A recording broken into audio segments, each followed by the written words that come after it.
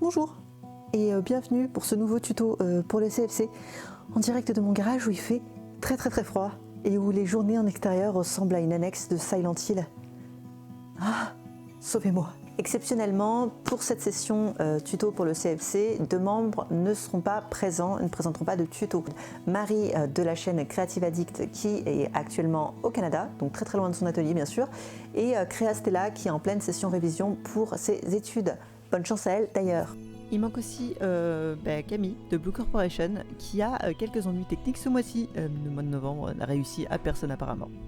Le thème pour ce mois-ci, steampunk. Difficile de faire quelque chose de nouveau dans ce domaine vu que tout a été à peu près fait déjà. Pour ma part, je vous ai préparé un petit accessoire qui peut être utilisé de plein de petites façons différentes et inspiration ni 20 milieux sous les mers, ni on sait pas trop quelle créature c'est, mais en tout cas apparemment c'est un poisson. Mais un poisson à steampunk. Juste avant qu'on commence le tuto, il a été rapporté à mon attention par mon cher Ethan que la partie présentation de matériel était chiante à souhait. Et il a plutôt raison. Profites-en, tu m'entendras pas dire ça souvent chérie. Par conséquent, on va faire beaucoup plus simple, c'est-à-dire un petit arrêt sur image, vous faites pause, tout est marqué. Voilà. Je pose ça là, vous en faites ce que vous voulez. Et maintenant, si on allait travailler dans le froid et la bonne humeur, il faut vraiment que je trouve un chauffage. C'est parti.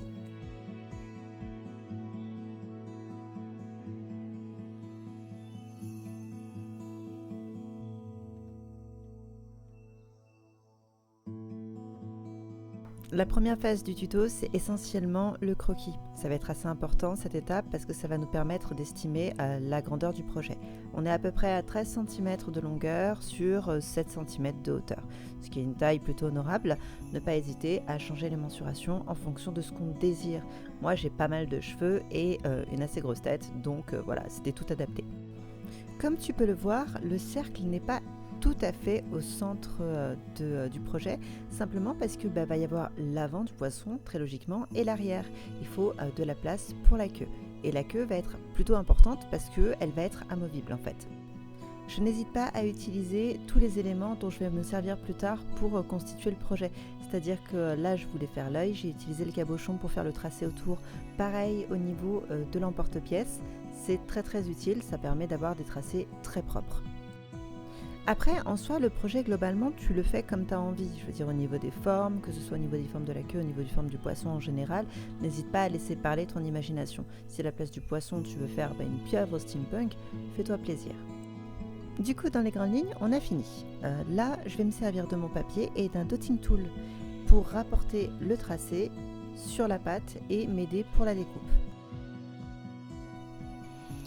La phase de découpage est très satisfaisante. C'est le moment où tu vas commencer à faire émerger ta forme, la forme primaire de ton projet.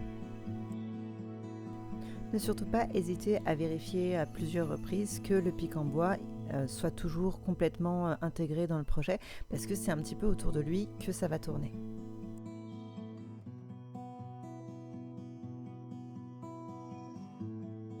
La base du poisson a été faite au cran le plus épais de ma machine à pâte. Les détails, eux, vont être faits à un cran beaucoup plus fin, de l'ordre du cran 5 à peu près, ou 6.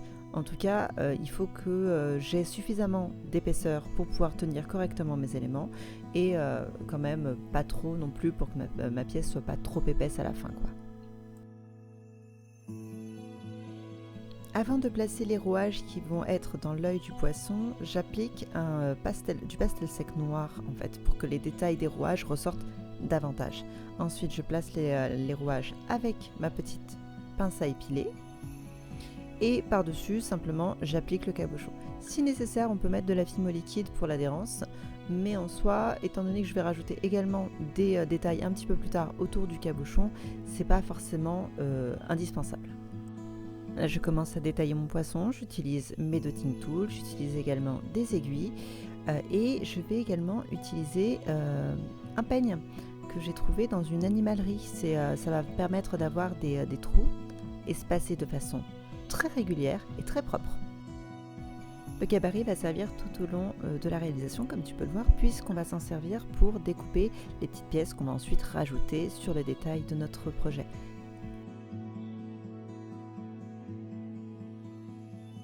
on veut du détail, on veut de la vis. Et c'est exactement ce qu'on fait. On rajoute des éléments qui peuvent nous rappeler tout ça, le métal, le vis, des tuyaux. Après, il faut laisser faire son imagination.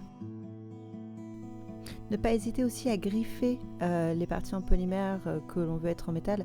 Ça nous permet d'avoir des effets plutôt sympas. Si au niveau du peigne, vous voyez que des fois, ça a du mal à passer au niveau des ensembles, en fait, simplement, vous commencez à marquer, vous n'allez pas jusqu'au bout, et vous terminez le marquage avec votre dotting tool.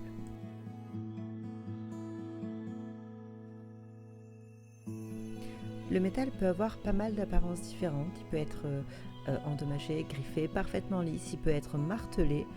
Voilà, c'est juste une question de texture et d'apparence. Une petite astuce pour faire des vis, ou en tout cas des têtes de vis réalistes, c'est de se servir d'un embout à tournevis. Donc là, j'ai utilisé un petit tournevis pour l'informatique miniature. Ça m'a permis de faire des têtes de vis vraiment petites et qui rentraient parfaitement dans mon projet. Et puis hop, passage en cuisson façon Michael Bay. J'ai laissé la pièce tiédir légèrement, mais pendant qu'elle est encore souple et qu'elle est encore un petit peu chaude, je retire les parties en bois parce que je veux m'assurer que ça n'accroche pas la pâte et que ça n'endommage pas la pièce. Donc j'y vais tout doucement. Ensuite, je vais venir poncer légèrement la partie en bois de façon à ce qu'elle soit lisse et propre et belle.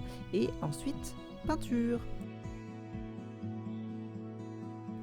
La peinture, c'est un grand classique, ça va permettre de relever un petit peu tous les détails, de les souligner avec un petit peu plus d'élégance. Et puis, ça permet aussi d'avoir un rendu qui soit nettement plus, un petit peu, comment on pourrait dire, patiné. Alors moi, le sopalin et les mouchoirs, en fait, pour essuyer la peinture, en fait, ça me saoule parce qu'il y a à chaque fois des morceaux qui s'accrochent. Du coup, maintenant, j'utilise des vieilles chaussettes. C'est tellement plus pratique. Elles sont tellement usées en plus qu'elles laissent pas de fibres. Ma peinture cuivrée n'était pas assez intense. Du coup, je l'ai mélangée avec de la poudre mica de chez Fimo, cuivre justement.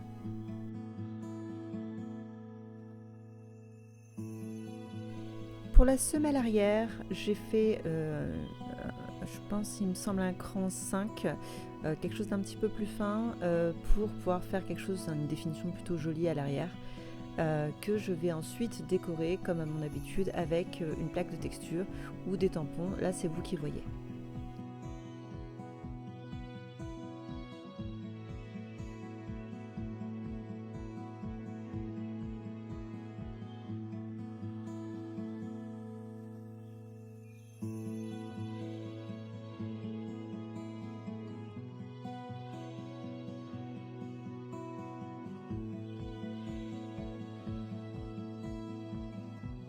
Par contre, ne faites pas la même bêtise que moi, c'est-à-dire que j'ai appliqué ma plaque de texture sur une pâte qui était très collante, très chaude, et par conséquent, ça a été un petit peu dur de la retirer proprement.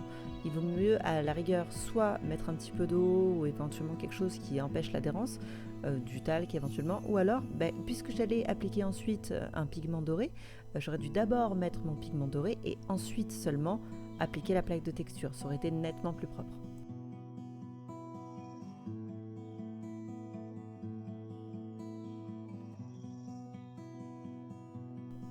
Une fois que tout ça est fait, retour dans le four explosif.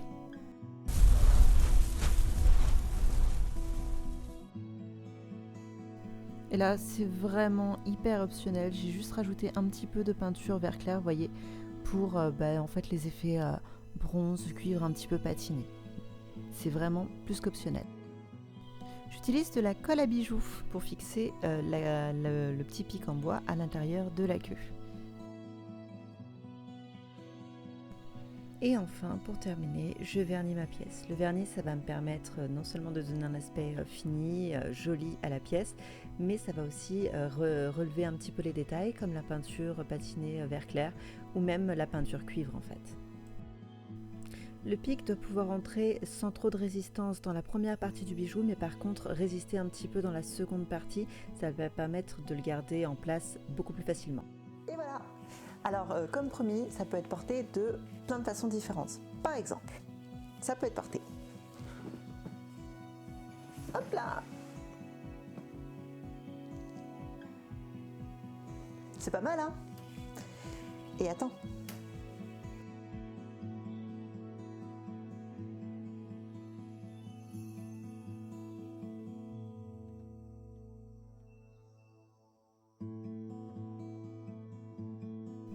peux même éventuellement le porter sur un pull qui a de très grosses mailles ou sur un snood par exemple. C'est tout aussi classe. J'ai essayé, franchement c'est sympa. Un petit accessoire dont je suis pas mal fière. Et voilà, c'est tout pour cette fois. On espère que l'équipe sera au complet pour le prochain tuto, mais je préfère rien vous promettre, on n'est pas à l'abri des imprévus. De toute façon, pas de pression.